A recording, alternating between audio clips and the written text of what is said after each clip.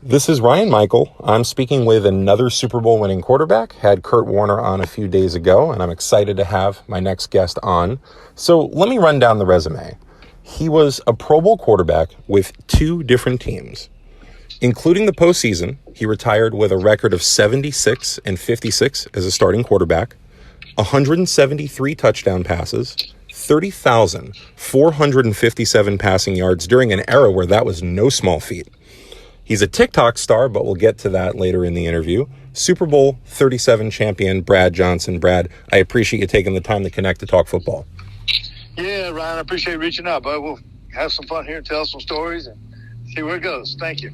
Let's go. So my followers know me as a stat guy, especially when it comes to quarterback stats. So I like to start off these interviews by throwing a statistic out that you may or may not be aware of, and then see what you think. You game for that? All right, let's do it. All right. In the last 20 years, there have only been 5 quarterbacks to lead their conference in passer rating and win the Super Bowl during the same season. Those quarterbacks include, and I think you might be familiar with one of these guys, Peyton Manning in 2006. Yep. Drew Brees, 2009. Yep. Aaron Rodgers, 2010. Tom Brady, 2016. And Brad Johnson, 2002. How do you feel about that? How about that? Not bad company.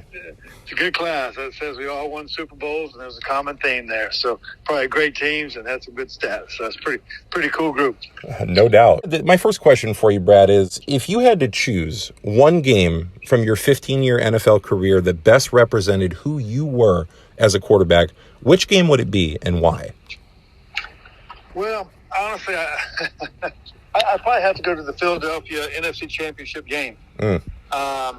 Philadelphia, they had been our nemesis when I was in Tampa there for a few years. They beat us a couple years in the playoffs, and earlier that year we played them, and I broke my ribs and just got sacked 8 times and that kind of thing. And in the NFC Championship game, it was I don't know, 20 degrees. They were a great team, and threw a pick the first early in the game. It looked like things were going bad for us, and then we had one play called Triple F. 83 double smash X option. And basically on the play, I was getting ready to check out of it. And I just thought they were going to blitz. I was getting ready to check to a toss or check to a little quick 3-yard route. And I said, I'm going to stick to my rules. And stick to my rules and got with the protection. I made the right call on my protections. Hit a little 5-yard little underneath route to Joe Jurevicius. And it changed. I thought it was the greatest play in Tampa Bay history. Because if we don't make that play, we probably don't win the game. It was a momentum game, momentum play. And I stuck with my rules, kept the faith, and just in my career and in that play and in that game, and gave us momentum, came back. We ended up winning the game in Philadelphia, shut down the vet, and it was just kind of my career was up and down my whole career. But I think keeping the faith and just staying the course of time was the strength of my career. Huge moment in Buccaneers history, without a doubt. And, speaking of Joe Jurevicius, I wanted to ask you, what touchdown pass was more exciting for you to throw as a quarterback? The Joe Jurevicius self-tipped touchdown pass, or the bomb that you threw to Randy Moss that he bobbled back to himself for the first touchdown of his great career? Yeah.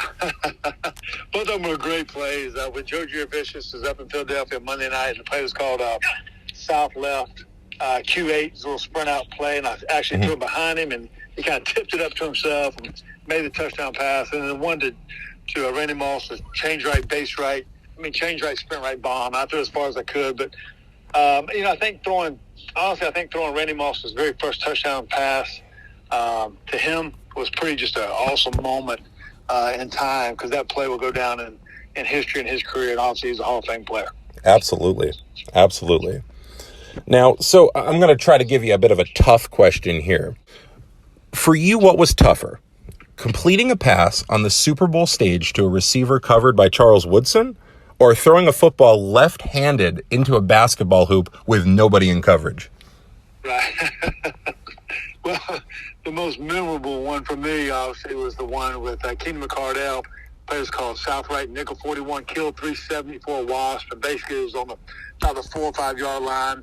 Kenny McCardell was great at the fade stop throw and check to the pass, and he made a great catch. And one of the plays is probably my favorite play and one of my favorite plays in time because it's the very first touchdown pass for me in the Super Bowl. So the left-handed passes, those are I get lucky with those, but that one Super Bowl that's hard to replace. What would you say is the most difficult trick shot you've ever hit on TikTok? Wow. There's a lot of them. There are about 10 of them. I can't tell you how. I mean, just the work that went into them and how hard they were. But I think two Picassos from me were I threw one from it's called the corner end zone second pole. So I threw from the corner of the end zone around the upright and hit the second pole, hit 5 in a row. That was a Picasso. I don't think that will ever be done. I've seen it. It's amazing. Especially hitting 5 in a row. Yeah. And then I'm on this thing right now with 2 basketballs in 1 minute. Right now I'm at 82. I think it's going to set a world record with Guinness Book once they verify it. So that's kind of a cool. But there's a bunch of them on there. So I've enjoyed making all these TikTok videos. It gives me exercise, and hopefully everyone enjoys and laughs along with them too. Without question. And for any of my followers who are on TikTok, I can't encourage you enough. Give Brad a follow at BigBadBrad14. Now, my final question for you, Brad, is, you played until the age of 40 and long enough to overlap with the careers of Joe Montana and Matt Ryan. So that's a long time. How did the quarterback position evolve from your rookie season in Minnesota all the way up to your final year in Dallas? Oh, gosh, the whole game's evolved from coaching to players to systems. It used to be just called play in the huddle and run it.